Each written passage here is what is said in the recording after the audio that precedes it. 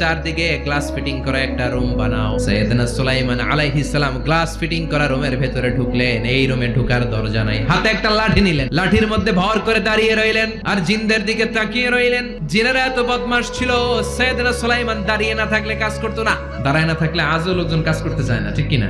সুলাইমান আলাইহিস সালাম লাঠির মধ্যে ভর দিয়ে দাঁড়িয়ে রইলেন আর বললেন কাজ করো। জিনেরাও কাজ শুরু করলো। ওদিকে মালাকুল মাউত এসে বলল সুলাইমান সময় তো শেষ। সুলাইমান বলে সমস্যা নাই, রূহ কবজ করো।